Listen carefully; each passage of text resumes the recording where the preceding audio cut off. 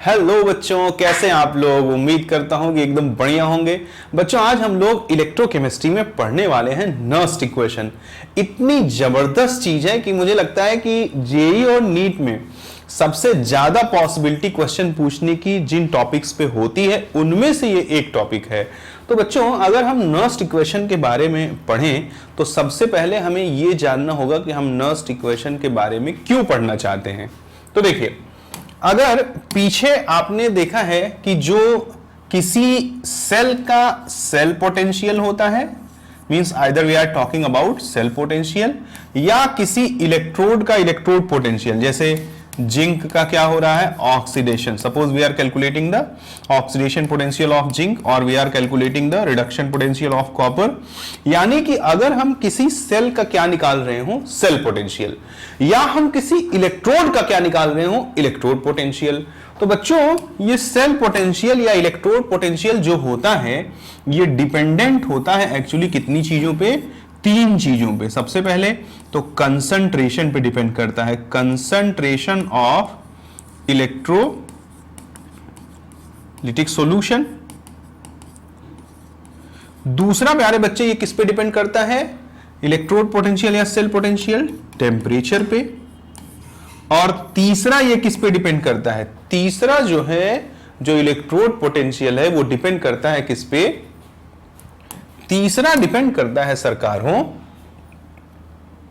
अगर कोई gaseous electrode use हो रहा है, जैसे कि हाइड्रोजन हुआ या कोई और गैसियस इलेक्ट्रोड हुआ, तो वहां पर पार्शियल प्रेशर पे भी इसकी डिपेंडेंसी देखी गई है। यानी कि अगर हम डेप्थ में बात करें तो किसी इलेक्ट्रोड का जो इलेक्ट्रोड पोटेंशियल है वो तीन चीजों पे डिपेंड करता है। वो तीनों चीजें क्या क्या हैं, कंसंट्रेशन ऑफ इलेक्ट्रोलिटिक सॉल्यूशन है सबसे पहले, दूसरी चीज है टेम्परेचर, और तीसरी चीज है प्रेशर। बच्चों, डिपेंड करने में, जैसे अगर मैं आपसे कहूं कि क्या, अगर मैं आपसे कहूं कि y is the function of x, यानी y x पे क्या करता है, डिपेंड करता है, तो डिपेंड करने में वो गहराई नहीं है, क्योंकि इसमें ये नहीं पता लग रहा है कैसे डिपेंड करता है। x के बढ़ाने पे y बढ़ता है या x के घटाने पे y घटता है, इसके बारे में कोई इंफॉर्मेशन नहीं मिल पाती। यानी कि अगर मैं तुमसे कहूं प्यारे सरकार, क्या कहूं, अगर मैं आपसे बोलूं कि either we are talking about electrode potential और we are talking about cell potential, ये डिपेंड करता है, तो क्या इसमें ये पता लग रहा है क्या कि कंसंट्रेशन बढ़ाने पे इसमें क्या बदलाव होगा और घटाने पे क्या होगा। मतलब कि कंसंट्रेशन बढ़ाने पे इलेक्ट्रोड पोटेंशियल या सेल पोटेंशियल बढ़ेगा या घटेगा, प्रेशर बढ़ाने पर इलेक्ट्रोड पोटेंशियल या सेल पोटेंशियल बढ़ेगा या घटेगा, टेम्परेचर बढ़ाने पर इलेक्ट्रोड पोटेंशियल बढ़ेगा या घटेगा, इसके बारे में तो हमें कोई जानकारी नहीं मिल रही है। तो किस तरह से किसी सेल का सेल पोटेंशियल या किसी इलेक्ट्रोड का इलेक्ट्रोड पोटेंशियल कंसंट्रेशन, टेम्परेचर और पार्शियल प्रेशर पे डिपेंड करता है, इसको दुनिया के सामने सबसे पहले जिस वैज्ञानिक ने रखा वो महान वैज्ञानिक का नाम है नर्स्ट। उसी के आधार पे इसका नाम क्या पड़ा, नर्स्ट इक्वेशन। तो बच्चों जरा देखना नर्स्ट इक्वेशन क्या है और ये क्यों पढ़ा जाता है, क्या है ये तो मैं मतलब क्यों पढ़ा जाता है तो मैंने बता दिया। To define the exact relation of cell potential or electrode potential with concentration, temperature and partial pressure. तो हम कह सकते हैं कि it is used to define E cell or electrode potential or electrode potential. It is used to define E cell or electrode potentials relation with concentration, temperature and partial pressure. ठीक है, अब सवाल रहता है कि what is this, ये है क्या। तो बच्चों, आप एक रिलेशन पढ़े होंगे केमिकल इक्विलिब्रियम में, del G is equal to del G not plus R T L N Q, जहां पर ये क्यू क्या होता है, रिएक्शन क्यूसेंट। मेरे प्यारे सरकार, अगर मैं डेल जी जानता हूं कि डेल जी की वैल्यू क्या होती है, minus N F E cell होती है, और डेल जी नॉट की क्या वैल्यू होती है, minus N F E cell not होता है। तो नॉट जिसके ऊपर लगा रहे उसे हम क्या बोलते हैं, स्टैंडर्ड गिब्स। जैसे अगर डेल जी के ऊपर नॉट लगा है तो इसका क्या मतलब है, this is the standard change in Gibbs free energy. अगर ई सेल के ऊपर नॉट लगा है, this is standard electrode potential. तो what is the meaning of standard, अगर किसी चीज को हम 1 atmospheric pressure, 25 degree centigrade temperature और 1 मोलर कंसंट्रेशन पे कैलकुलेट करते हैं, if we are calculating any value at 25 degree centigrade temperature, 1 atmospheric pressure and at 1 molar concentration, then that value is known as standard value of anything. Means standard change in Gibbs energy कब निकाला गया होगा, 25 degree centigrade temperature, 1 atmospheric pressure and 1 molar concentration। अगर E not cell की बात करें तो कब निकाला गया होगा, 25 degree centigrade temperature, 1 atmospheric pressure and 1 molar concentration। तो किसी के सामने अगर स्टैंडर्ड है तो इट मींस कि it is calculated at 1 atmospheric pressure and 25 degree centigrade temperature, और जो भी कुछ कंसंट्रेशन पे डिपेंड करता है उसमें अपन बोल देंगे एट 1 मोलर कंसंट्रेशन। तो प्यारे सरकार, अगर इतना जान गए तो ये वैल्यूज उठा के पुट कर दो। पुट करोगे तो डेल जी की जगह जब आप ये पुट कर देंगे, क्या, डेल जी की जगह जब आप पुट कर देंगे बच्चों N minus N F E cell, minus N F E cell, और डेल जी नॉट की जगह क्या पुट कर देंगे, minus N F E cell not, और यहां क्या हो जाएगा, plus R T L N Q हो जाएगा। ठीक है, यहां से अगर मैं लिखूं ई सेल, ये किसके बराबर हो जाएगा प्यारे सरकार, ये हो जाएगा ई नॉट सेल माइनस, मैंने पूरे से इससे ये माइनस एन एफ से डिवाइड कर दिया, minus R T upon N F, और यहां पे क्या हो जाएगा, एल एन क्यू हो जाएगा। ठीक है, अब अगर मैं आगे चलूं और आगे चल के मैं लिखना चाहूं ई सेल, तो ये किसके बराबर हो जाएगा, ई नॉट सेल। आप इसको, मैंने केमिकल काइनेटिक्स और बहुतों बार बता रखा है कि जब भी हम ln को log में बदलते हैं, means we are converting the base e to base 10, then we will multiply the value by 2.303। तो हम यहां बच्चों क्या कर देंगे, इसको मेरे प्यारे सरकार 2.303 से मल्टीप्लाई कर देंगे, RT अपॉन NF आ गया, और ये क्या बन गया, log Q बन गया। अब रिमेंबर, ये बात पहले भी देख चुके हो, फिर देख लो कि अगर हम 25 डिग्री सेंटीग्रेड, किस पे, 25 डिग्री सेंटीग्रेड, जिसे हम क्या बोल सकते हैं, 298 केल्विन टेम्परेचर पे इसको निकालें, तो R की हमारे पास 3 वैल्यू होती है, कौन कौन सी, 8.314 जूल पर मोल पर केल्विन, दूसरी 0.0821 लीटर एटीएम पर मोल पर केल्विन, और तीसरी वैल्यू क्या होती है, 2 कैलोरी पर मोल पर केल्विन। सवाल पैदा होता है कि which value is taken here। इसके लिए हम जो है रफली क्या लेते हैं, 25/3, इसके लिए 1/12, और इसके लिए क्या ले देते हैं, 2। तो कैलकुलेशन थोड़ा हमारा बच्चों क्या हो जाता है, इजी हो जाता है। अब मेरा पूछना आपसे है कि जब मैंने टेम्परेचर 25 डिग्री सेंटीग्रेड लिया, तो इस इक्वेशन में इनमें से आर की कौन सी वैल्यू लेंगे। तो जरा देखो, ई क्या होता है, ई जो होता है वो क्या हो जाता है, W अपॉन Q के बराबर होता है। W की यूनिट क्या है, जूल है, और Q की यूनिट क्या है, कूलाम है, यानी जूल पर कूलाम। E इक्वल्स टू क्या होता है, W upon Q, E cell. तो यानी कि हम वो यूनिट लेंगे जिसमें जूल आ रहा होगा। तो देखिए, इसमें कैलोरी आ रहा है, इसमें लीटर एटीएम आ रहा है, इसमें जूल आ रहा है, यानी हम R की ये वाली वैल्यू ले लेंगे। जब हम R की ये वाली वैल्यू ले लेंगे तो जो E सेल निकल के आएगा वो E नॉट सेल माइनस इसकी वैल्यू जब पुट करेंगे, R की वैल्यू कितनी, 8.314 या 25/3, टेम्परेचर कितना लेंगे, 298 केल्विन, और F की वैल्यू कितनी ले लेंगे, हम F की वैल्यू ले लेंगे 96500 कूलाम। तो ये हो जाता है -0.0592 अपॉन n log Q के बराबर हो जाता है प्यारे बच्चों। और इसे ही सरकार हम क्या बोलते हैं, एक्चुअली नर्स्ड इक्वेशन बोलते हैं। Here n is nothing but the transferred number of moles of electrons. मतलब कि अगर हम आगे चलें तो हमारे पास क्या निकल के आया, हमारे पास निकल के आया E cell is equals to E not cell -0.0592 upon n log Q। Q is the reaction quotient. Reaction quotient के बारे में मैंने केमिकल इक्विलिब्रियम में पढ़ा रखा है। आप कहोगे तो मैं इस वीडियो के साथ डिस्क्रिप्शन में उसका लिंक अटैच कर दूंगा, जहां मैंने उसके बारे में डेप्थ में बता रखा है। आप जरा देखो प्यारे सरकार, अगर इतना हो गया तो हमें जानना है कि Q क्या है और कैसे निकाला जाता है। तो जरा देखिए, सपोज मान लीजिए कि हमारे पास एक सेल है जिसमें हमने जिंक के रॉड को किसमें डुबो दिया है, we dip the rod of zinc in the solution of ZnSO4 and simultaneously we dip the rod of copper in the solution of CuSO4। Okay, और इसको हमने एक एक्सटर्नल वायर से अटैच कर दिया। ये कॉपर है, CuSO4 में डूबा है, वो जिंक है और ZnSO4 में डूबा है।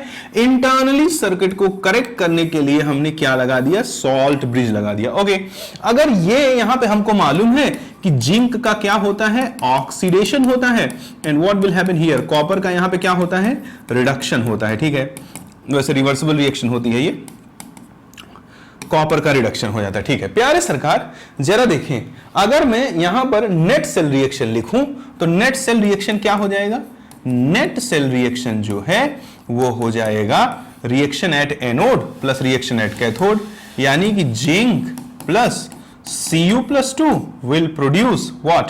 Will produce Zn plus 2 और प्लस Cu। ठीक है, Zn plus 2 और प्लस Cu। ठीक है, अब जरा देखिए, अगर हम इसका रिएक्शन क्यूसेंट Q लिखेंगे तो it is equal to concentration of product और अपॉन कंसंट्रेशन ऑफ रिएक्टेंट। ठीक है, अब जरा देखो, कॉपर प्योर कॉपर है सॉलिड फॉर्म में जहां है, और जिंक प्योर जिंक है सॉलिड फॉर्म में जहां है।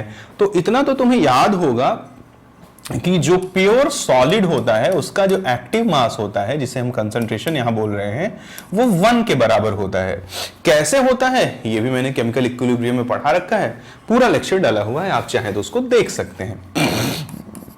सरकार, जब इसकी और इसकी वैल्यू 1 हो जाएगी तो now Q will equals to concentration of Zn plus 2 divided by the concentration of Cu plus 2.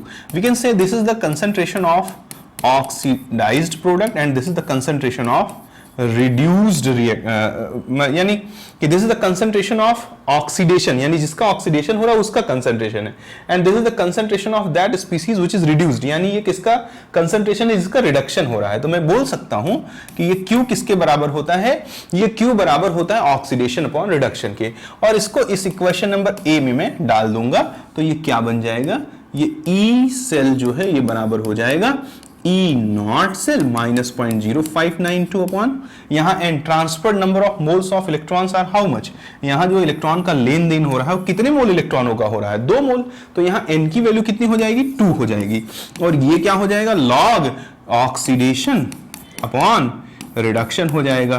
तो इस फॉर्म में भी आप इसको याद रख सकते हैं, बहुत जबरदस्त सी चीज है। अब बच्चों, अगर आप इतना समझ गए कि क्या होता है नर्स्ट इक्वेशन, तो मैं कुछ छोटी छोटी बातें और बोलना चाहता हूं।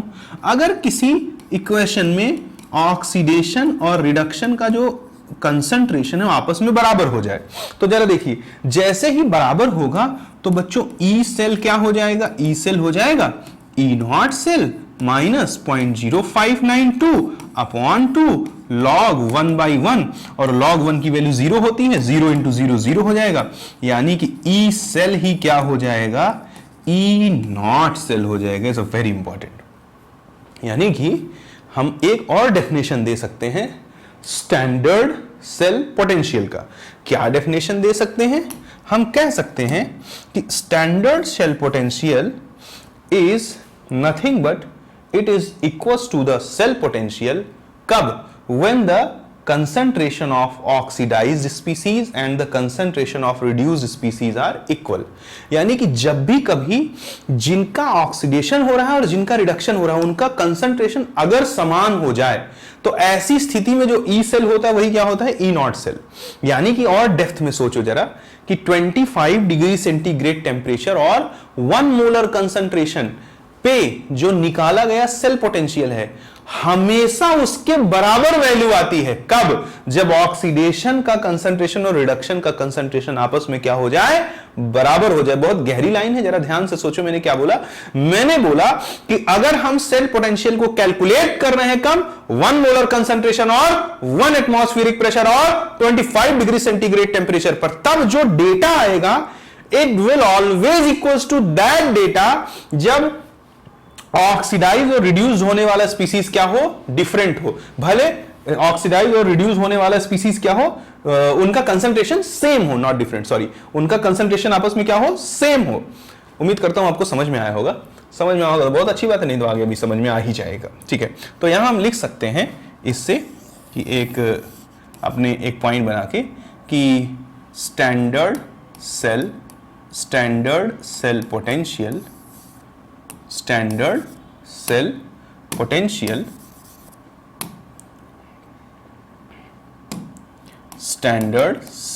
potential is nothing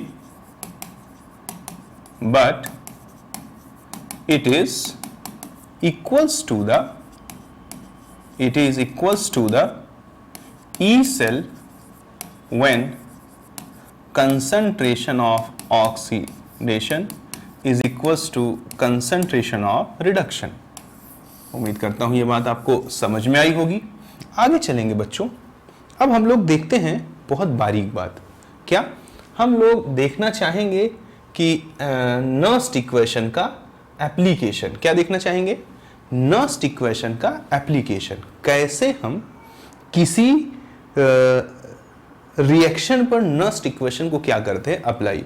तो उससे पहले आप एक बात समझ लीजिए, वो बात बहुत इंपॉर्टेंट और बहुत जानने योग्य है। किसी भी सेल का जो सेल नोटेशन है वो 2 वर्टिकल लाइन से होता है। इस 2 वर्टिकल लाइन के लेफ्ट हैंड साइड पर जो लिखा रहेगा वो एनोड होता है और इस वर्टिकल लाइन के राइट हैंड साइड पर जो लिखा रहेगा वो कैथोड होता है। जैसे मान लो कि अगर मैं इसी का नोटेशन बनाना चाहूं, ये जिसमें जिंक का क्या हो रहा है? ऑक्सीडेशन, और कॉपर का क्या हो रहा है? रिडक्शन।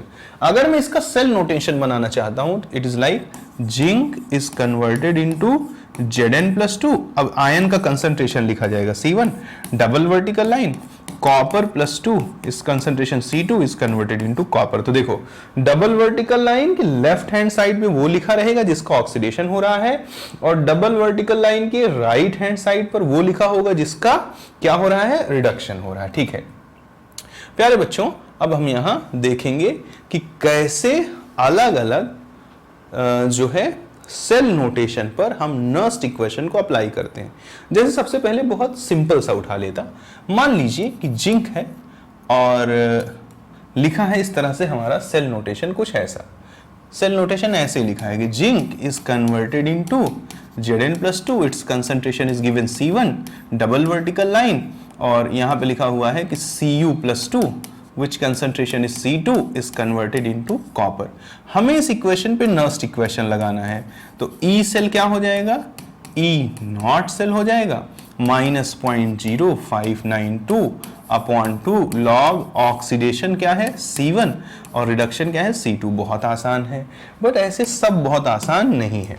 अब जरा देखो, जब जितने मोल इलेक्ट्रॉन ऑक्सीडेशन में मिल रहे हैं रिडक्शन में उतने ही एक्सेप्ट हो रहे हैं। ये रिडॉक्स का सिद्धांत भी है। बट यहां देखो ये +2 है तो ये भी +2 है। बट जब ऐसा ना हो, जैसे एग्जाम्पल के तौर पे मैं बात करूं कि सपोज करिए जिंक का क्या हो रहा है? Oxidation, and it's concentration is given X, double vertical line है, और मान लीजिए सिल्वर का क्या हो रहा है? Reduction, it's concentration is Y, single vertical line, and it is converted into Ag solid. Here this is the solid, this is the ion। तो अब जरा देखो यहां पर अगर गौर से देखो तो ये जितने इलेक्ट्रॉन दे रहा है ये उतने ले नहीं रहा है, तो वहां हम मल्टीप्लाई करके इक्वल करते हैं इलेक्ट्रॉनों को। जैसे देखे और डेप्थ में बता देता, अगर मैं कहूं यहां reaction at anode, reaction at anode बोलूं तो जिंक जो है वो Zn+2 में कन्वर्ट हो रहा है 2 इलेक्ट्रॉन रिलीज करके, और मैं आपसे बोलूं कि रिएक्शन एट कैथोड, तो कैथोड पे क्या हो रहा है भाई? सिल्वर जो है उसका वो जिसका कंसंट्रेशन Y दिया है, एक इलेक्ट्रॉन लेके किस में कन्वर्ट हो जा रहा है, Ag, और यहाँ Zn+2 का कंसंट्रेशन X दिया है। अब देखो रिडॉक्स का जो सिद्धांत है, the concept of redox tell us that released electron at anode is always equals to the accepted electron at cathode, जबकि वो यहाँ पॉसिबल नहीं हो रहा है। तो हम यहाँ क्या कर देंगे, 2 से मल्टीप्लाई कर देंगे, this is 2, this will also become 2, this will also become 2, ठीक है। अब देखो यहाँ पर एनोड पर अगर ये 2 इलेक्ट्रॉन दे रहा है तो कैथोड पर ये 2 ही इलेक्ट्रॉन ले रहा है, ठीक है। अब बात बन गई।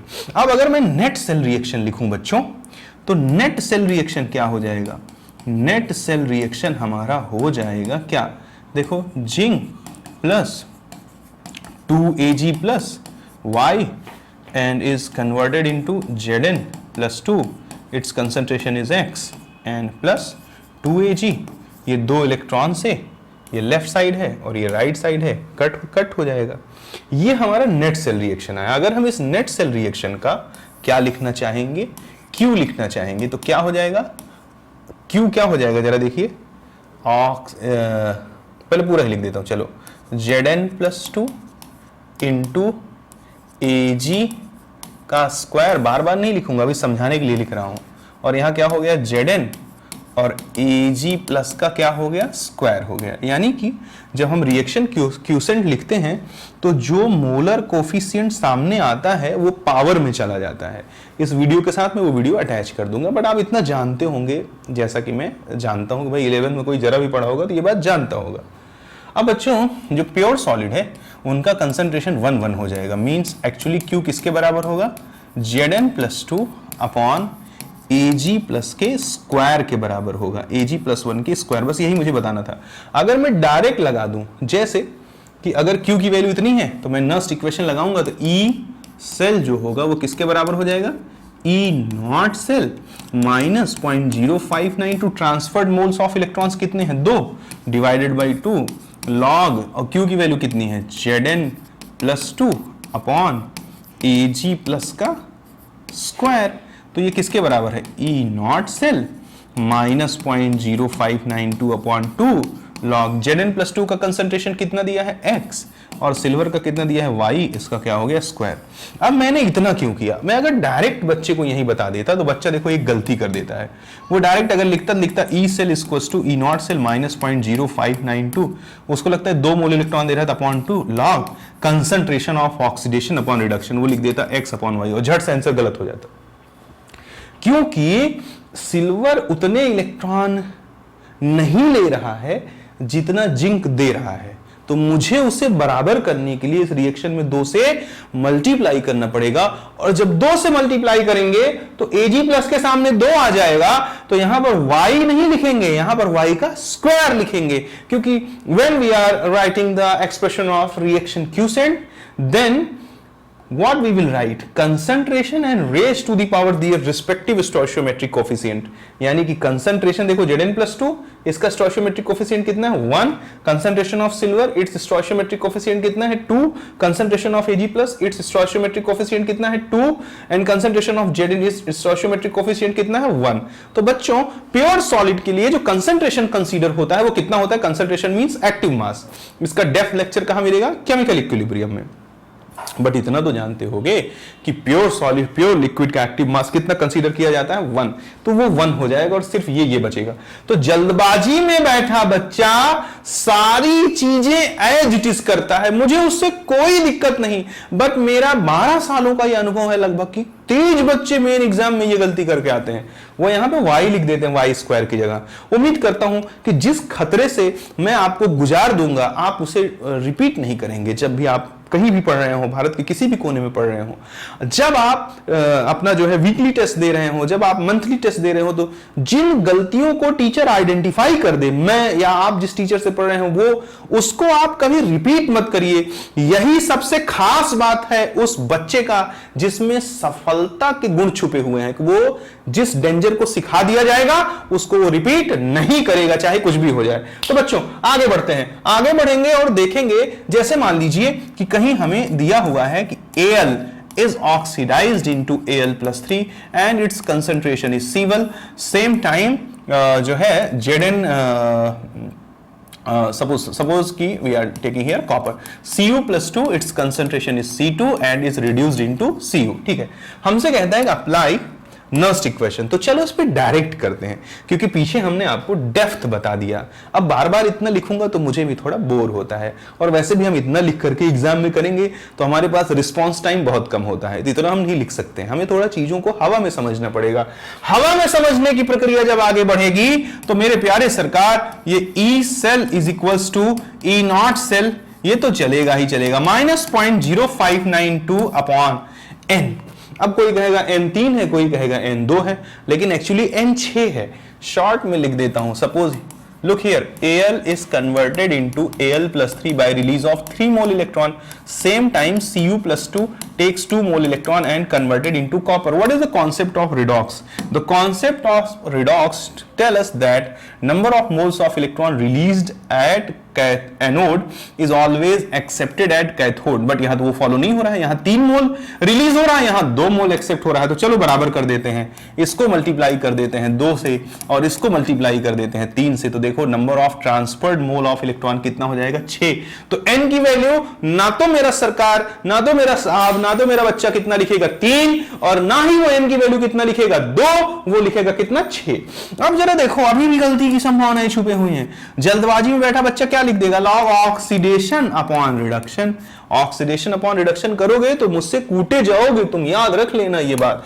क्या हो जाएगा जरा देखो, ऑक्सीडेशन जिसका हो रहा है उसमें 2 से मल्टीप्लाई कर रहे हो, यानी सबके सामने 2 2 आ जाएगा, यानी इसका पावर 2 हो जाएगा। रिडक्शन जिसका हो रहा है उसमें 3 से मल्टीप्लाई कर रहे हो, सबके सामने 3 3 आ जाएगा, यानी इसके पावर में 3 चला जाएगा। क्योंकि तुम्हें मालूम है कि when we are writing the expression of reaction quotient, then we cannot forget about the respective stoichiometric coefficient of reactants and products। तो respective stoichiometric coefficient यहाँ Al plus 3 का 2 हो जाएगा और कॉपर का कितना हो जाएगा 3।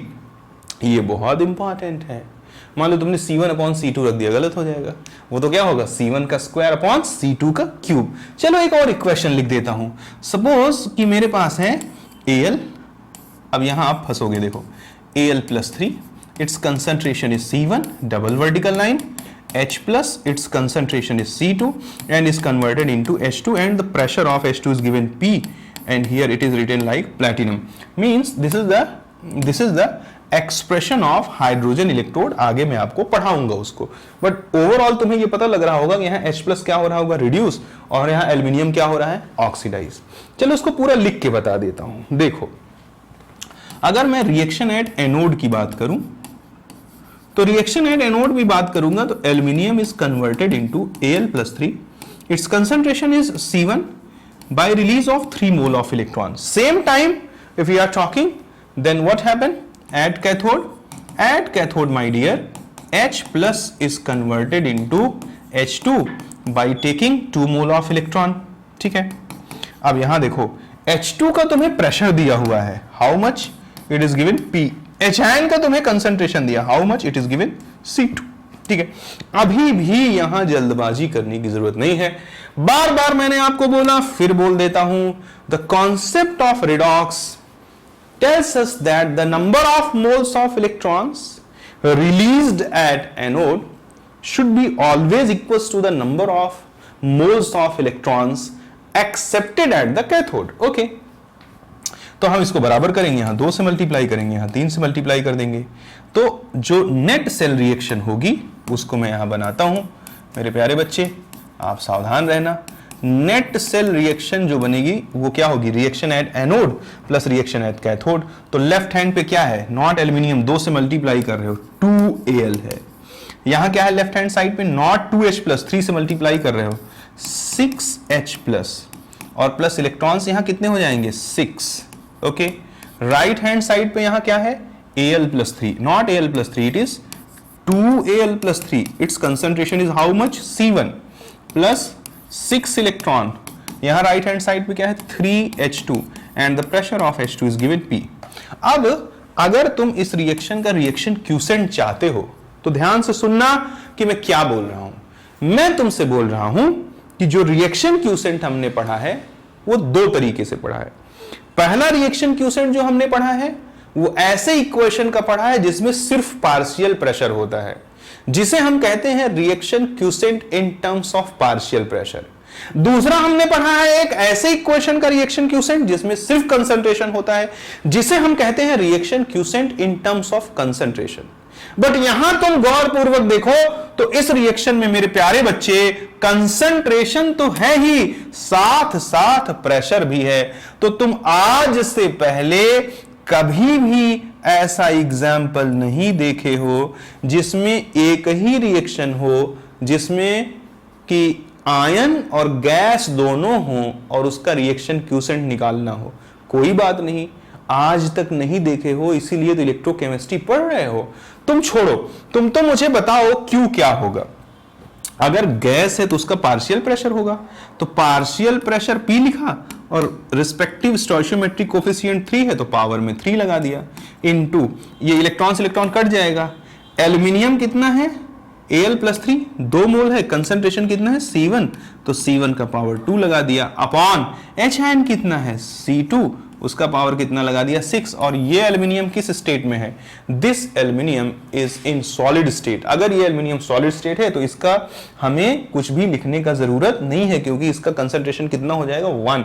तो क्योंकि ये वैल्यू आएगी बच्चों और इसका जो सेल नोटेशन होगा E cell is equals to E not cell is equals to -0.0592 upon 6 log Q की वैल्यू कितना हो गया P का क्यूब C1 का स्क्वायर अपॉन C2 का 6।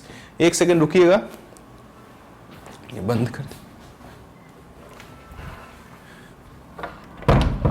अगर बच्चों इतना हो जाएगा तो जरा ध्यान से देखना आप बात को, ठीक है। अब अगर आप जो है हड़बड़ी में मान लो बैठे हो एग्जाम में, आपको ये रिएक्शन दिखा, आप झट से क्या ठोक दोगे, आपने पढ़ा है ऑक्सीडेशन अपॉन रिडक्शन, लो लिख दिया E cell equals to E not cell -0.0592। 6 समझ पाओगे तो बड़ी अच्छी बात है, अपॉन 6। और यहाँ पे आपने क्या कर दिया उसको फट से, oxidation upon reduction C1 upon C2, जबकि एक्चुअली क्या आ रहा है P का क्यूब C1 का स्क्वायर अपॉन C2 की पावर 6 आ रहा है मेरे शेरों। तो सबसे पहले आपको इन बातों को जानना पड़ेगा कि कैसे हम किसी भी रिएक्शन पे क्या अप्लाई करेंगे, नर्स्ट इक्वेशन अप्लाई करेंगे। और उम्मीद करता हूं कि इतनी देरों में मेरे सरकारों ने मेन बातों को क्या कर लिया होगा, समझ लिया होगा। फिर भी पूछ लेता हूं, चलो मान लो कहीं लिखा है zinc is converted into Zn+2 और यहाँ C1 दिया है डबल वर्टिकल लाइन, कहीं लिखा है H+ और ये कितना दिया है C2 दिया है और सिंगल वर्टिकल लाइन ये H2 में कन्वर्ट हो रहा है, इसका प्रेशर P दिया है, प्लैटिनम। ये लिखने का तरीका है, डेप्थ में आगे बताऊंगा। अब चलो देखो, जैसे इसको लिखोगे तो मैं देखो डायरेक्ट लिख रहा हूं E not cell, E cell किसके बराबर हो जाएगा E not cell -0.0592 upon n। Transferred moles of electrons कितने हो गए 2, ठीक है, लॉग। अब जरा देखो भाई ये 2 देगा, इसको 2 लेना पड़ेगा। अब जरा देखो इसको 2 करने के लिए इसमें 2 से मल्टीप्लाई करना पड़ेगा ना, और जैसे इसमें 2 से मल्टीप्लाई कर दोगे तो इसमें भी 2 से मल्टीप्लाई हो जाएगा ना। और जरा देखो ये प्रोडक्ट की तरफ आएगा तो क्या हो जाएगा, जरा देखो oxidation C1 upon reduction C2 का स्क्वायर। बट ये भी तो प्रोडक्ट में आएगा ना, देखो जब 2H+ और +2 इलेक्ट्रॉन ये H2 जब बनाएगा तो ये प्रोडक्ट साइड ही आएगा ना, तो उसका प्रेशर भी ऊपर आ जाएगा, यानी P का स्क्वायर, क्योंकि हम इसमें क्या कर रहे हैं 2 से मल्टीप्लाई। तो ये होगा एक्चुअल इसका नर्स्ट इक्वेशन। उम्मीद करता हूं आपको समझ में आया होगा। अच्छे बच्चों को ये बातें जल्दी समझ में आ जाती हैं। अब जब हमने पीछे देखा, क्या पीछे हमने देखा कि कैसे हम क्या करते हैं, किसी भी सेल नोटेशन पे नर्स्ट इक्वेशन को अप्लाई करते हैं। अब हम देखो कुछ क्वेश्चंस करेंगे, पहले कुछ बेसिक्स करेंगे फिर कुछ अच्छे क्वेश्चन करेंगे। प्यारे सरकार, अगर हम बेसिक क्वेश्चंस में आए तो जरा देखिए, जैसे ये हमें एक इक्वेशन जो है सेल नोटेशन दिया हुआ है, हमसे कह रहा है निकल is reduced into Ni is reduced into nickel from +2 and gold is reduced from +3 to 0, ठीक है। ये हमें सबका Rp दिया है, ये हमें इसका रिडक्शन पोटेंशियल दिया है, ये हमें इसका रिडक्शन पोटेंशियल दिया है, और हमें इस सेल का क्या पूछ रहा है, इस सेल का हमें पूछ रहा है EMF। कोई बात नहीं, ये देखो कंसंट्रेशन सेम है कि नहीं, तो जरा देखो E सेल ये किसके बराबर हो जाएगा E not cell -0.0592 log oxidation upon reduction, यानी ये पूरी वैल्यू 0 हो गई। तो E सेल किसके बराबर हो जाएगा ई नॉट सेल, और ई नॉट सेल किसके बराबर हो जाएगा, E naught cathode minus E naught anode के। और हम जानते हैं कि क्या जानते हैं, हम जानते हैं कैथोड का हमें क्या लेना है, रिडक्शन पोटेंशियल। तो कैथोड किसका है, डबल वर्टिकल लाइन के राइट साइड जो है गोल्ड, तो ये कितना आ गया 1.50 माइनस एनोड का भी हमें क्या लेना है इस एक्सप्रेशन में, रिडक्शन पोटेंशियल। तो एनोड का आरपी कितना दिया है माइनस 0.25, तो ये कितना आ गया 1.50 प्लस 0.25 यानी 1.75। उम्मीद करता हूं कि समझ में आया होगा।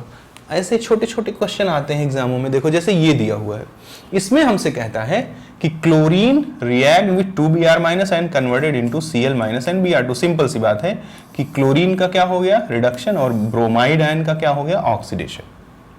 ठीक है, हमसे कहता है Cl- Br- का कंसंट्रेशन बराबर है और Cl2 गैस का प्रेशर दिया हुआ है, कितना दिया हुआ है 0.25 atm। ठीक है, और हमें इसका ई नॉट निकालना है। देखो तो जल्दबाजी में बच्चा बैठा क्या लिखेगा, E cell equals to E not cell minus 0.0592 log oxidation upon reduction. तो बी आर माइनस का ऑक्सीडेशन हुआ है तो कितना हो जाएगा 0.01, और और जो है Cl माइनस का क्या हुआ है रिडक्शन, वो भी कितना हो जाएगा 0.01, ये इससे कट जाएगा तो E is equals to E not cell हो जाएगा। ई नॉट सेल कितना दिया है 0.29। तो जल्दबाजी में बैठा बच्चा खट से आंसर लगा देगा 3। लेकिन याद रखना तुम्हारे एग्जाम बड़े ट्रिकी हैं और भारत सरकार को हीरों की तलाश होती है, हीरे निकालती है।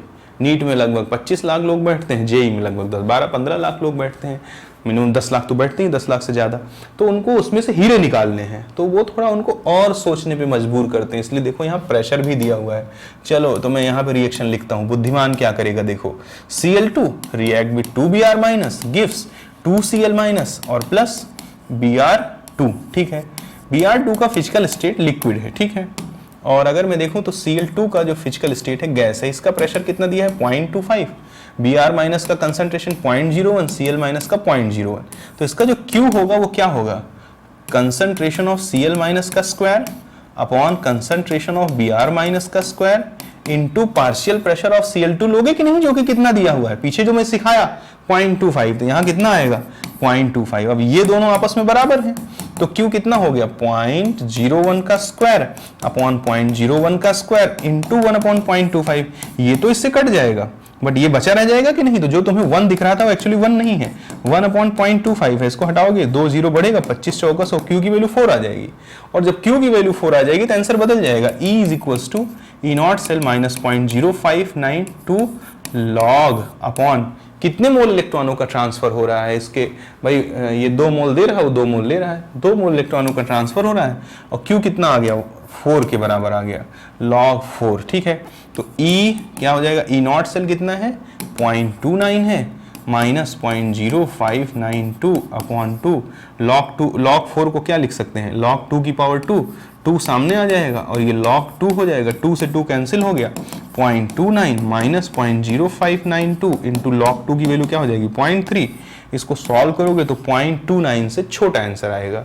0.29 से छोटा आएगा यानी ना तो तीसरा सही है और ना ही पहला सही है, और ये तो नेगेटिव में आ रहा है तो चौथा भी सही नहीं है। तो 0.29 से छोटा एक ही आंसर है 0.27 वाला, तो आंसर सीधे सीधे वही आएगा, सब्सट्रैक्ट करके देख लेना 0.272 वोल्ट के बराबर आ जाएगा। So we can say that this is the correct answer, second option is the correct answer.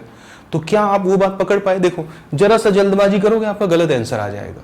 तो प्रेशर को लेना है कब न्यूमरेटर में आएगा, कब डिनोमिनेटर में आएगा, ये क्यू निकालने के तरीके से जाना जा सकता है बहुत ही सिंपल वे में। अगला क्वेश्चन लेते हैं, क्वेश्चनों का भरमार है आज अपने पास बच्चों। मैंने 2 सेट में डिवाइड किया है इसको, पहले एक बेसिक्स यानी अच्छे क्वेश्चन, छोटे छोटे question, value putting, formula putting, उसके बाद में इसका पार्ट 2 चलाऊंगा। पार्ट 2 में सब क्वेश्चन एकदम जबरदस्त होगा, मतलब 1 नंबर के। सरकार मेरे, अगर मैं इस क्वेश्चन को देखूं तो कहता है कि zinc is converted into Zn+2 and same time copper +2 is converted into copper, यानी जिंक का ऑक्सीडेशन हो रहा है और कॉपर का रिडक्शन हो रहा है। इसका हमें द स्टैंडर्ड ईएमएफ यानी ई नॉट दिया हुआ है, the EMF of the cell पूछ रहा है। ठीक है, तो ई सेल पूछ रहा है, ई नॉट सेल दिया है -0.0592 upon transferred moles of electron 2 है, लॉग ऑक्सीडेशन अपॉन रिडक्शन यानी concentration of Zn+2 upon concentration of Cu+2। ठीक है, तो ई नॉट सेल की वैल्यू कितनी है, इसकी वैल्यू है 1.10 वोल्ट। ठीक है, माइनस 0.0592 अपॉन 2 लॉग Zn+2 का कंसंट्रेशन 0.1 है और कॉपर +2 का भी 0.1 यानी बराबर है। 0.1 कट जाएगा, ये ओवरऑल वैल्यू 0 हो जाएगी और ई सेल किसके बराबर हो जाएगा, ई नॉट सेल के बराबर हो जाएगा और वो कितना दिया हुआ है 1.10। That's why the answer is first one. ये भी सिंपल क्वेश्चन है, उसी बात पे बेस्ड है कि अगर ऑक्सीडाइज्ड और रिड्यूस्ड होने वाले स्पीसीज का कंसंट्रेशन सेम हो तो जो उसका सेल पोटेंशियल है वो हमेशा बराबर आता है स्टैंडर्ड इलेक्ट्रोड पोटेंशियल के। अब बच्चों आगे चलते हैं, आगे चल के और बहुत सारी बातों को देखते हैं। जैसे हमने देखा इस क्वेश्चन को, कहता है how much will the potential of zinc converted into Zn+2 change if the solution of Zn+2 is diluted 10 time. बहुत अच्छा क्वेश्चन। एक Zn+2 का सॉल्यूशन है, इसका कंसंट्रेशन कुछ भी मान लीजिए, मान लिया मैंने x मोलर। x मोलर का क्या मतलब है, x मोल प्रेजेंट है पर लीटर। वो कह रहा है इस सॉल्यूशन को 10 टाइम से डाइल्यूट किया जा रहा है। 10 टाइम से डाइल्यूट कर देने का मतलब कि जो भी अभी वॉल्यूम है उसका 10 गुना पानी डाल दिया गया। पानी यूनिवर्सल सॉल्वेंट है, that's why I am saying water.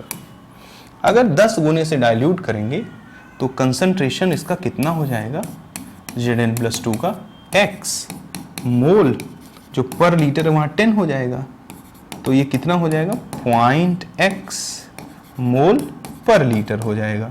यानी कि जो कंसंट्रेशन पहले x था, जब हम उस सॉल्यूशन को 10 गुने से डाइल्यूट कर देंगे तो वो कितना हो जाएगा 0.x हो जाएगा। ठीक है, इतने में किसी को कोई समस्या नहीं। तो हमसे पूछ रहा है how much will the potential of Zn+ converted into Zn+2 यानी ऑक्सीडेशन पोटेंशियल की बात कर रहा है। देखो zinc is converted into Zn+2। ठीक है, तो यहां निकाल दो E Zn is converted into Zn+2 is equals to E naught Zn is converted into Zn+2। मैं कुछ बोलना भी चाहूँगा अभी, -0.0592 अपॉन 2 लॉग, अगर जिंक Zn+2 में कन्वर्ट हो रहा है तो रिएक्शन क्या होगा, zinc is converted into Zn+2 by release of 2 electron. तो यहाँ क्या हो जाएगा, अगर Q की बात करें तो concentration of this upon this, तो इसका तो 1 होगा क्योंकि ये प्योर सॉलिड है। तो कंसंट्रेशन ऑफ Zn+2 जो कि कितना है, डायरेक्ट लिख देता हूँ, कंसंट्रेशन ऑफ Zn+2 पहले कितना था, x था, तो यहाँ मैंने x लिख दिया। ठीक है, अगर मैं इसके लिए इसको इक्वेशन नंबर 1 मान दो, इसके लिए लगाऊं नेक्स्ट इक्वेशन, ई सेल नहीं, E oxidation potential equals to E naught oxidation potential, क्योंकि वो ऑक्सीडेशन की बात कर रहा है, -0.0592 अपॉन 2 लॉग, इस बार 1/0.x हो जाएगा। अगर बच्चों हमसे कह रहा है कि कितने से चेंज हुआ, यही तो पूछ रहा है कि change if the solution is 10 time diluted, change निकालना है।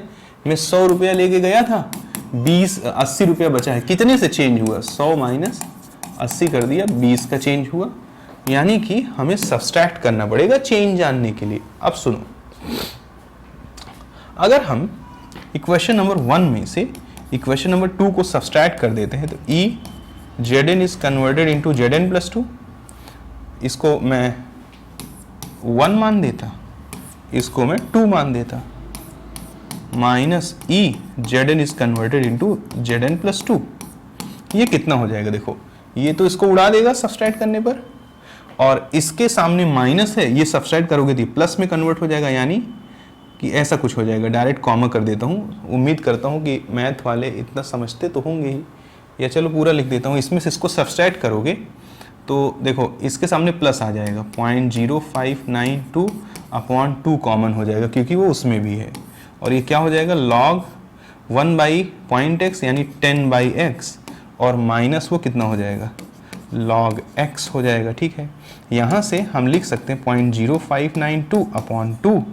अब देखो जरा, और ये ब्रैकेट में log m माइनस n को क्या लिखते हैं, log m/n लिखते हैं।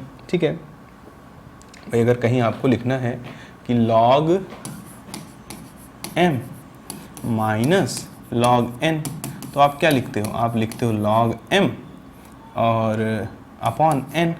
तो हमने इसमें से इसको घटाया है, यानी कि इसके सामने प्लस आ जाएगा और उसके सामने माइनस ही रहेगा, यानी कि log 10 अपॉन x माइनस क्या हो जाएगा log x। ठीक है, तो इसको अपन क्या लिख सकते हैं, log, ये x कटना चाहिए, जस्ट अ मिनट, वहाँ हमने क्या पुट किया, zinc is converted into Zn plus two electron, here concentration is x, तो हमने क्या लिखा x, हाँ ठीक है, इट्स फाइन। अगर यहाँ पे हम देखते हैं तो यहाँ पे हमने क्या लिखा, जो भी कंसंट्रेशन है, कंसंट्रेशन यहाँ पे कितना आया है, पॉइंट x, हाँ ये तो गलत लिखा ना, it should be written as a point x। ठीक है, तो ये क्या हो जाएगा, ये जरा सी छोटी सी गलती है, तो ये क्या हो जाएगा, ये हो जाएगा, उसमें से इसको घटा रहे हैं ना, तो log point x minus log x। ठीक है, तो यहाँ से क्या हो जाएगा, log point x upon x, x cut जाएगा, तो x कट जाएगा, तो ये हो गया log 0.1 हो गया, यानी कि हम इसको लिखना चाहें तो 10 की पावर -1 लिख सकते हैं। तो ये हमारा कितना आ गया, 0.059 अपॉन 2 log 0.1 को 10 की पावर -1, 10 की पावर -1 सामने आ गया, तो -0.0592 अपॉन 2 और log 10 लिख देंगे, log 10 की वैल्यू 1 हो जाएगी, और जब हम 0.0592 को डिवाइड करेंगे तो ये लगभग 0.03 के आसपास आएगा, 0.03 विथ नेगेटिव साइन। अब यहाँ आपको बहुत ध्यान से समझना है, अगर हम 5 में से 2 को घटाते हैं तो 3 आता है, लेकिन अगर हम 2 में से 5 को घटाएंगे तो क्या आ जाएगा, -3 आ जाएगा। ठीक है, तो जरा समझना, जब बड़े में से छोटा घटता है तो पॉजिटिव वैल्यू आती है, लेकिन जब छोटे में से बड़ा घटता है तो नेगेटिव वैल्यू आती है। अगर इसकी वैल्यू नेगेटिव साइन के साथ आ रही है तो इसका मतलब है कि जिसमें से घट रहा है वो छोटा है और जो घट रहा है वो बड़ा है, सीधी सी बात है। तो यानी कि 0.03 से क्या हो गया, इंक्रीज कर गया कौन, सेल पोटेंशियल। भाई इंक्रीज किया तभी तो बड़ी वैल्यू छोटे में से घटी, तभी तो नेगेटिव आया। ध्यान देना इस बात को बहुत ध्यान से, उम्मीद करता हूं कि समझे होगे। देखो इसमें 0.03 से इंक्रीज भी लिखा है और 0.03 से डिक्रीज भी लिखा है, तो जब हमने इसमें से इसको सब्सट्रैक्ट किया तो हमने पाया कि वैल्यू नेगेटिव साइन के साथ आ रही है, यानी जो घट रहा है वो बड़ा है, यानी कि जो घट कौन रहा था, ये वाला। यानी कि जब हमने 10 टाइम डाइल्यूट किया तो जो सॉल्यूशन बना उसका जो इलेक्ट्रोड पोटेंशियल था वो बड़ा था, तभी तो इसमें से घटाने पे कितना आया, नेगेटिव। इसका मतलब कि जब हम 10 टाइम डाइल्यूट करेंगे तो ई इलेक्ट्रोड पोटेंशियल जो है वो 0.03 से बढ़ जाएगा। ये तो हो गया क्वेश्चन। अब मैं कुछ बातें और बोलना चाहता हूं। देखो हमारे पास जो भी साधन मौजूद है साइंस में, they are not capable to measure electrode potential, they can measure potential difference.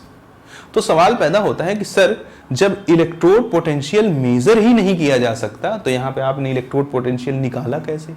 तो ये जो नर्स्ट इक्वेशन हमें इलेक्ट्रोड पोटेंशियल की वैल्यू देता भी है ना, it is with respect to hydrogen. That's why in electrochemical series we are studying the electrode potential of every species with respect to hydrogen. यानी कि जो भी कुछ हम पढ़ते हैं एक्चुअल डेटा नहीं है, वो हाइड्रोजन के रिस्पेक्ट में निकाला गया डेटा है। उम्मीद करता हूँ थोड़ा बहुत समझा होगा। अगर थोड़ा बहुत नहीं समझा होगा तो आगे हम स्टैंडर्ड हाइड्रोजन इलेक्ट्रोड पढ़ाएंगे तो उसमें वेल तरीके से एक्सप्लेन कर देंगे। तो याद रखना, ये जो हम इलेक्ट्रोड पोटेंशियल नर्स्ट इक्वेशन से कैलकुलेट कर रहे हैं, actually it is impossible to calculate the electrode potential of any species. We can calculate only potential difference. So we can say that here the data is not individual, it is with respect to hydrogen. इतनी बातों से उम्मीद करता हूं कि आप असली ज्ञान को समझे होंगे, डेप्थ को समझे होंगे। सरकार आगे चलते हैं, एक क्वेश्चन और ले लेते हैं। कहता है कि which of the following will increase the voltage of the cell. ठीक है, वोल्टेज ऑफ द सेल को कौन बढ़ाएगा? ई सेल क्या होता है? ई नॉट सेल होता है। -0.0592 कितने मोल इलेक्ट्रॉनों का ट्रांसफर हो रहा है? 2 लॉग ऑक्सीडेशन यानी कि Sn+2 अपॉन रिडक्शन यानी Ag+ का स्क्वायर। ठीक है, चलो देख डालते हैं। सबसे पहले क्या करा, increase in the size of silver rod. अब रॉड पे तो कोई फर्क, रॉड की साइज पे तो डिपेंड करता नहीं है। दूसरा, increase in the concentration of Sn+2। Sn+2 का अगर कंसंट्रेशन बढ़ाओगे तो ये ओवरऑल वैल्यू बढ़ेगी। ओवरऑल वैल्यू बढ़ेगी तो लॉग बड़ा बड़ा होता है, जैसे log 2 निकालो, log 3 निकालो, log 2.3 होता है, log 3.47 के आसपास होता है। यानी log बड़े की वैल्यू बड़ा आता है, जैसे log 2.3 आया तो log 3.47 आया। 3 2 से बड़ा है तो log 3 की वैल्यू log 2 से बड़ी है। यानी कि जब डिनोमिनेटर बढ़ाएंगे तो ये पूरा ओवरऑल वैल्यू क्या होगा, बड़ा होगा, तो इसका log भी बड़ा होगा। तो ये घटने वाली वैल्यू क्या हो जाएगी, जब घटने वाली वैल्यू बड़ी होगी तो ई सेल क्या हो जाएगा, छोटा हो जाएगा। यानी कि, और हमसे क्या पूछ रहा है, कौन बढ़ाता है ई सेल को, तो ये भी गलत हो गया, ये भी गलत हो गया। अब जरा देखिए इधर, increase in the concentration of Ag+। अगर हमने Ag+ का कंसंट्रेशन बढ़ाया तो ये ओवरऑल वैल्यू क्या होगी, छोटी होगी। लॉग छोटे का वैल्यू छोटा होगा, तो घटने वाली चीज छोटी है तो ओवरऑल वैल्यू बड़ी हो जाएगी। यानी कि this is the right answer. Decrease in the concentration of Ag+, अगर इसकी वैल्यू घटाओगे तो ये ओवरऑल वैल्यू बड़ी होगी। ये बड़ी होगी तो लॉग बड़े का वैल्यू बड़ा होगा, घटने वाली वैल्यू बड़ी है तो ओवरऑल वैल्यू छोटी होगी। भाई अगर 5 में से 1 घटा रहे हो तो ओवरऑल वैल्यू 4 है, और 5 में से 3 घटा रहे हो तो ओवरऑल वैल्यू 2 है ना। यानी कि जब घटने वाली वैल्यू बड़ी हुई तो ओवरऑल वैल्यू छोटी हो गई, और घटने वाली वैल्यू छोटी थी तो ओवरऑल वैल्यू बड़ी हो गई। उम्मीद करता हूं ये भी आपको समझ में आया होगा। तो correct answer is the third one. ये क्वेश्चन देखते हैं हम लोग बच्चों। ये क्वेश्चन जरा देखिए, हमसे कहता है फॉर अ रिएक्शन, एक रिएक्शन दिया हुआ है जिसमें A सॉलिड है और 2B+ है। ये किस में कन्वर्ट हो जा रहा है, ये A+2 में, और किस में, 2B सॉलिड में कन्वर्ट हो जा रहा है। ठीक है, कहता है Kc has been found to be, इसका जो इक्विलिब्रियम कांस्टेंट है वो किसके बराबर है, वो 10⁻12 के बराबर है। ठीक है, और इसका जो E0 वैल्यू है वो पूछ रहा है। तो ये तो तुम्हारे लिए बहुत गजब की चीज़ है, पीछे मैंने आपको पढ़ा भी रखा है। The perfect relation between E0 cell and equilibrium constant is 0.0592, derivation भी दिया है पीछे के लेक्चर में, अपॉन n log k। तो हमें E0 पूछ रहा है तो 0.0592, यहाँ n की value transferred moles of electrons कितने हैं, 2, और log k की जगह क्या रख दोगे, 10⁻12। तो 10⁻12 करोगे, 12 आप आगे आ जाएगा, 0.0592 अपॉन 2, 12, और log 10 की वैल्यू कितनी हो जाएगी, 1 हो जाएगी। 2 छंग 12, 6, 0.0592 मल्टीप्लाइड बाई 6, 6 दूनी 12, 6 9 छक 54, 1 55, और 6 पंचे 30, 30 और 5 35, 5 आता 3, 6 9 3, ये आ गया 0.35 के आसपास आ गया। तो this one is the correct answer. First option is the right answer. तो बच्चों अगला क्वेश्चन देख लेते हैं। अगला, ऐसे छोटे छोटे क्वेश्चन हैं, कोई इनमें बहुत दम तो है नहीं। इसमें भी जरा देखो क्या कह रहा है, द इक्विलिब्रियम कांस्टेंट। पिछले में क्या था कि E0 पूछ रहा था, इक्विलिब्रियम कांस्टेंट दिया था। इसमें क्या है, E0 दिया है, इक्विलिब्रियम कांस्टेंट। तो इसमें एक बात है, देखो मौके पे ना मैंने देखा है बच्चों के रिलेशन याद ही नहीं रहता है। अब जब याद ही नहीं रहता भाई, तब उस समय क्या ही कर पाओगे। log k क्या हो जाएगा, k की वैल्यू हमसे पूछ रहा है, इसमें कोई बात नहीं, k की वैल्यू पूछ रहा है तो निकाल देंगे। E0 कितना दिया है, 0.465, और इधर ये कितना हो गया, इज इक्वल्स टू, इसको अपन राउंड ऑफ करके 0.06 मान देते हैं अपॉन 2, तो ये 0.03 हो गया, और ये क्या हो गया, log k। तो हम कह सकते हैं 0.465 अपॉन 0.03, ये किसके बराबर हो गया, log k के बराबर हो गया। अगर हम इसको सॉल्व करें तो ये क्या हो जाएगा, ये ऊपर जाएगा तो 10⁻−2 पर गया तो +2 हो जाएगा, यानी 46/5 अपॉन 3, ये किसके बराबर हो गया, log k के। सॉल्व कर दो, 3 1 जा 3, 16, 3 5 जा 15, और डेसिमल लगा दोगे 1 तो 15, 3 5 15, 15.5 के आसपास आएगा। ये किसके बराबर हो गया, log k के। तो यहाँ बेस 10 है तो k किसके बराबर हो गया, 10⁻15.5। इसको सॉल्व करो तो 10⁻15 इंटू 10⁻0.5, क्योंकि मल्टीप्लिकेशन में अगर पावर से बेस सेम हो तो पावर जुड़ जाते हैं। तो यहाँ से हमने देखा कि log 0.5 यानी 10.5 यानी √10, 3.3 के आसपास इंटू 10⁻15। देखिए दिया है तो 3.3 यानी कि 3.16 into 10⁻15 see the right answer. तो इसमें क्या था, कुछ बहुत दम नहीं है, it's just a mathematical calculation. आगे चलेंगे बच्चों, अब इम्पॉर्टेंट केस के बारे में हम नेक्स्ट लेक्चर में बात करेंगे। आज के लिए इतना पर्याप्त है। उम्मीद करता हूँ कि जो भी कुछ बेसिक चीज़ें थी उनके बारे में मैंने आपको अच्छे से समझाया होगा और इससे ज़रूर आपका कुछ फ़ायदा होगा। कुछ इंपॉर्टेंट केस अब हम बात करेंगे इसके अगले लेक्चर में। तो आज के लिए इतना पर्याप्त है। Thank you.